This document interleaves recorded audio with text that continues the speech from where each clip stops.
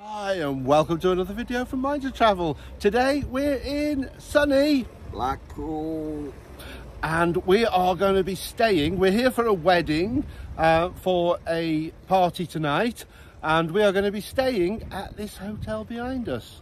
It's called Liberties and it was a fortune because it's school holidays. Yeah, summer holidays, main tourist season in Blackpool. It was a lot of money and we are going to review it. It's going to be fun. We parked on a small car park at the side of the hotel and paid £13 for a 24-hour stay. What we weren't aware is that the hotel actually has its own small car park at the rear. They charge £6 per night, but be sure to book early as spaces are limited. Located at the north end of the promenade, the hotel is situated close to the centre of Blackpool with its famous Blackpool Tower and Golden Mile. As it's the height of summer and the summer holidays, we paid a price of £102 for a one-night stay. It's an extra £7.50 per person for breakfast. The foyer was clean and tidy and contained lots of information for tourists to the area. Whilst the boys were checking in, I thought I'd go take a look at the show bar. This is also the route for the lifts. The show bar looked really nice. The seating was comfortable, well spaced out, a large stage area. The door you can see at the back on the left, the small one, that's the access to the lift. There are double doors the other side of that, which I presume can be used for people with mobility issues and wheelchairs. A colouring station for young children was a really nice touch.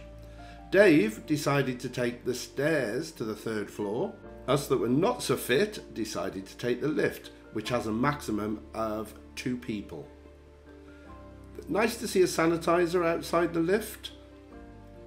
These are the double doors that lead out onto the street. And obviously the stairs that lead up to all floors. This is the only lift in the building, by the way. There, confirmation that only 2 persons allowed in. Here I am arriving on the 3rd floor.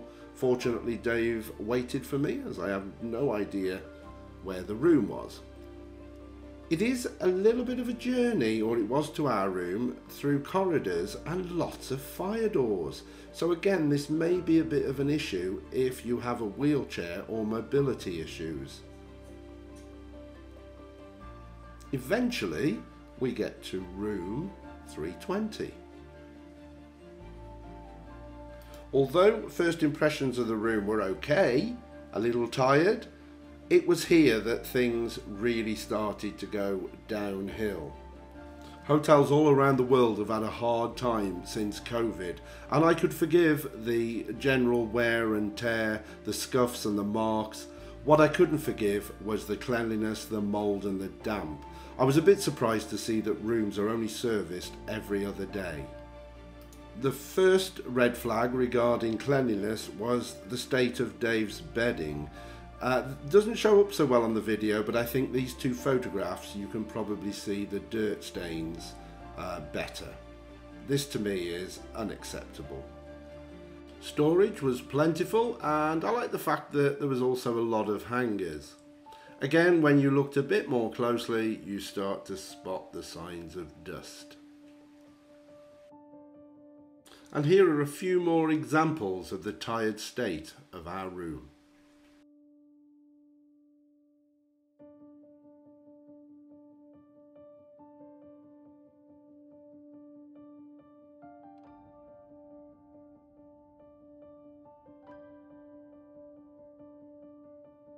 All of the sachets were stuffed inside the 2 cups. The problem was, when you wanted a drink, there was nowhere to put them. The tea was very badly tasting, so couldn't be drunk. We didn't have time to watch the television, which was probably just as well considering the amount of dust on it.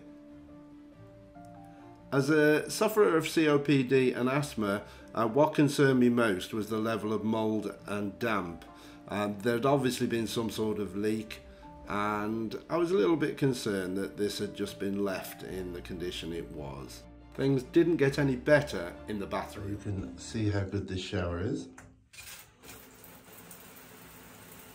You can put it on there, Dave. It's on.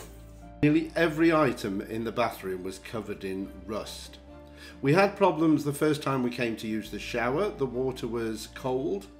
We couldn't ring reception from the room as there's no phone in the room, so we used our mobile. We were advised to turn both hot water taps on the bath and the sink on for about 5 minutes and leave them running.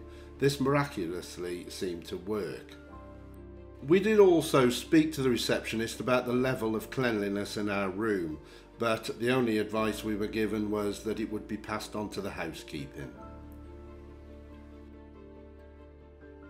This was a window on the way downstairs. Again, not a good image for the public to be able to see. Could quite easily be cleaned. As you can see, the bottom one is.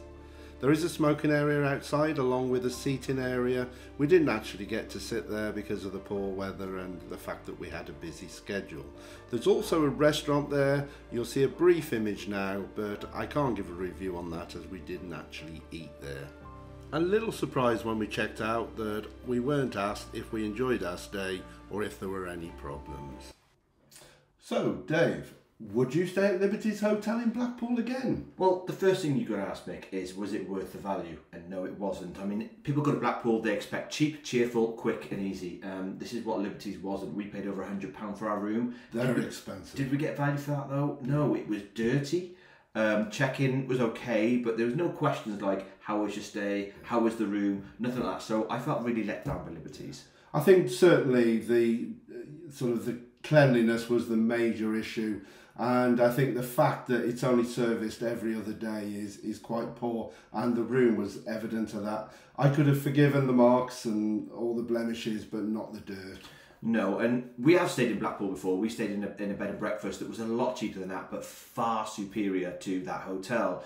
So for me, it's a no, never to stay there again. But Michael, I'll ask you the same question. Would you stay at Liberty's? No, definitely wouldn't stay there, and I certainly wouldn't recommend it to anyone. Okay, so guys, thank you for watching. We hope you enjoyed this review. Please remember to click subscribe and follow for more content. Thank you.